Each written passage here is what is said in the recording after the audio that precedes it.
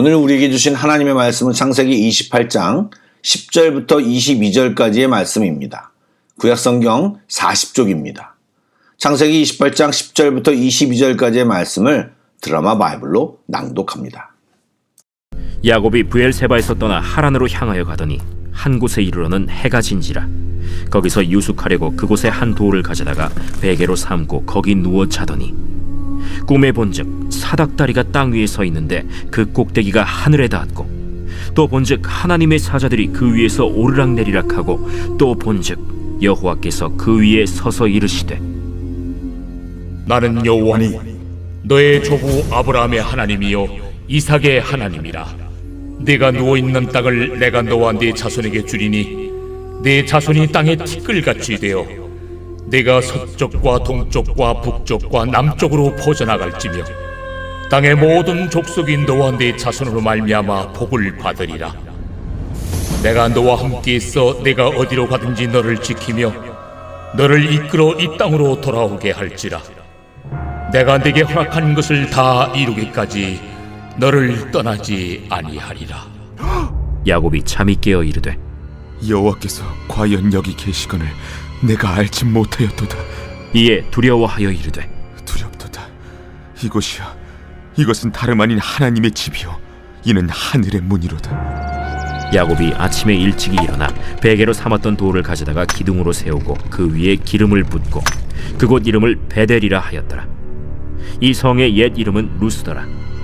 야곱이 서원하여 이르되, 하나님이 나와 함께 계셔서 내가 가는 이 길에서 나를 지키시고 먹을 떡과 입을 옷을 주시어 내가 평안히 아버지 집으로 돌아가게 하시오면 여호와께서 나의 하나님이 되실 것이요 내가 기둥으로 세운 이 돌이 하나님의 집이 될 것이요 하나님께서 내게 주신 모든 것에서 10분의 1을 내가 반드시 하나님께 드리겠나이다.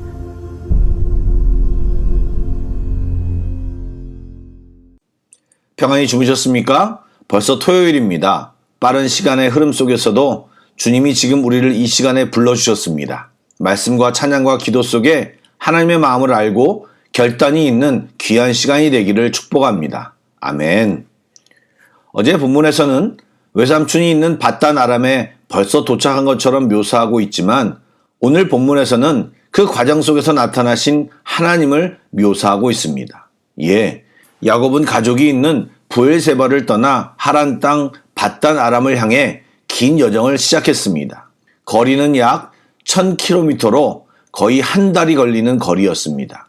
성경에서 이미 야곱은 형과 달리 집에서 생활하는 성향의 사람이었고, 요즘 말로 말하면 마마보이 같은 사람으로 평가했습니다.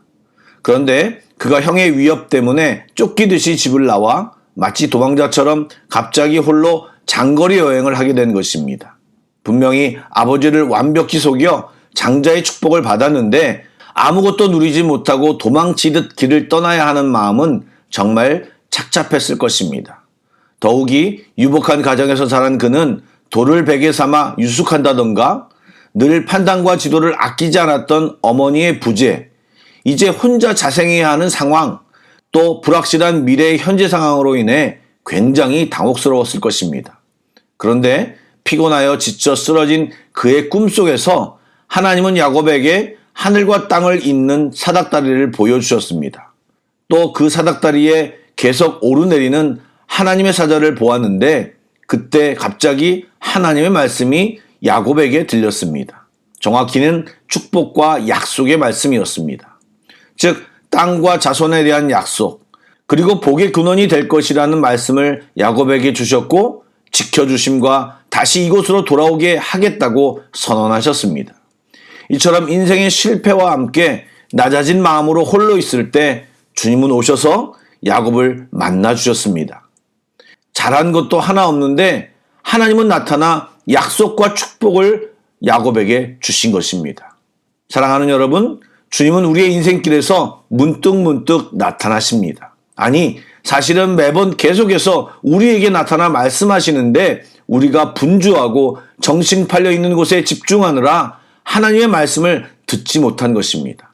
그러다가 실패하고 아무도 내 말을 들어주지 않고 나 혼자라고 느낄 때 우리는 그제서야 비로소 하나님의 음성이 정확히 들리기 시작합니다. 하나님을 탓하기엔 우리는 그분을 너무 외면했고 이용하려고만 들었지 신으로 섬기거나 순종하지 않았습니다.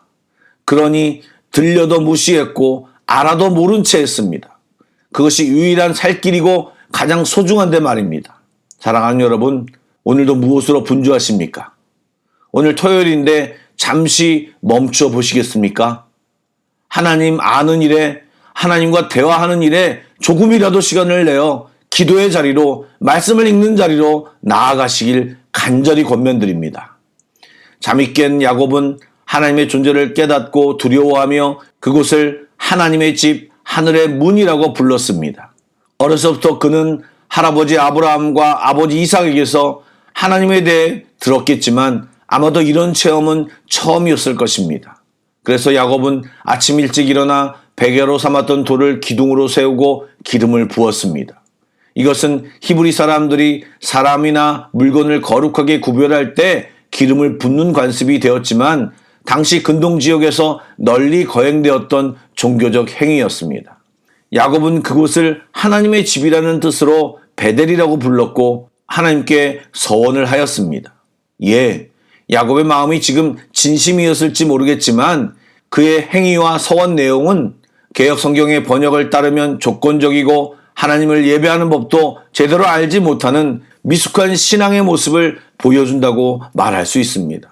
그런데 일부 학자들은 개역개정의 번역이 원문의 생각을 제대로 반영하지 못했다고 지적하기도 하는데 설사 그렇다고 하더라도 분명한 것은 야곱의 이 서원은 제대로 지켜지지 못했습니다.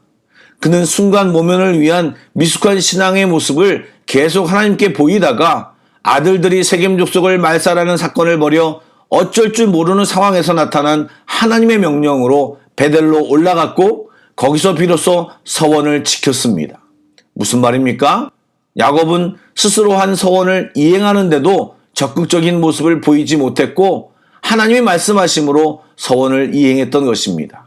여러분, 서원을 이행하는 것도 우리의 의지가 아니라 하나님의 은혜로 가능함을 깨달아야 합니다.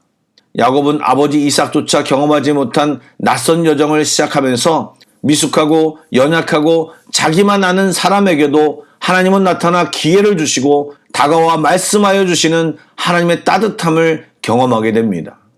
여러분, 우리가 아직 신앙의 미숙한 모습이 많을지라도 주님을 꼭 붙잡으면 그분은 도와주시고 멋지게 우리를 세워주실 것입니다. 우리에게 초점을 맞추지 말고 내 능력의 기준을 두지 말고 신실하신 주님, 전능하신 하나님, 사랑의 하나님을 의지하고 그분께 순종할 때 우리의 삶은 새롭게 변할 것입니다. 여러분, 이미 우리는 잘 알고 있습니다. 이제 그 알고 있는 사실과 말씀을 내 삶 속에서 순종하여 하나님의 놀라운 예비하심을 보는 우리 모두가 되길 축복합니다. 아멘. 기도하겠습니다. 신실하신 하나님, 우리가 우리의 지혜와 명철을 의지하지 않고 주님만을 인정하고 의지하게 하여 주옵소서.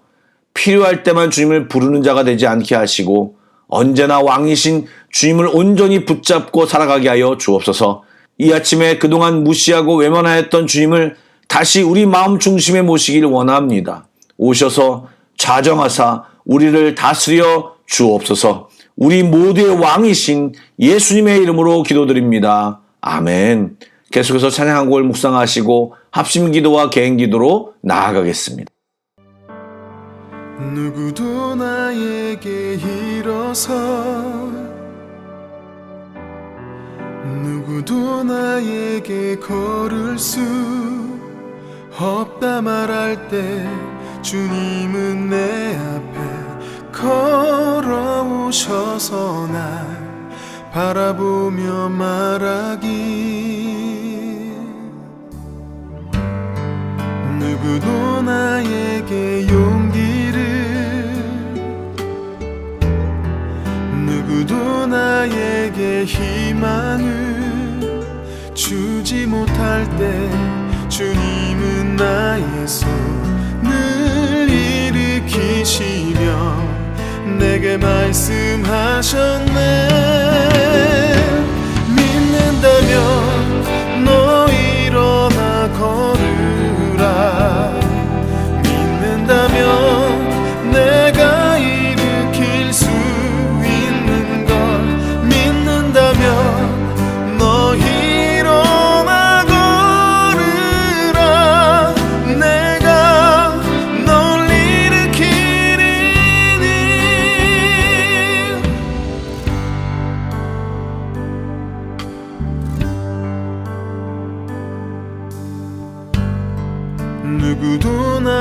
나에게 일어서 누구도 나에게 걸을 수 없다 말할 때 주님은 내 앞에 걸어오셔서 날 바라보며 말하기 누구도 나에게 용기를 누구도 나에게 희망을 주지 못할 때 주님은 나의 손을 일으키시며 내게 말씀하셨네 믿는다면 너 일어나 걸으라 믿는다면 내가 일으킬 수 있는 것 믿는다면 너 일어나 걸으라 내가 널 일으키리니 믿는다면 너 일어나 걸으라 믿는다면 내가 일으킬 수 있는 것 믿는다면 너 일어나 걸으라 내가 널 일으키리니